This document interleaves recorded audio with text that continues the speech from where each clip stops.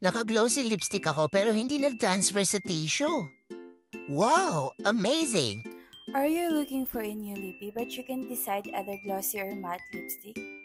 You must try JMCY 3-in-1 lipstick. Bongga, 3-in-1. Isipin mo may matte lipstick ka na at may glossy lipstick ka pa.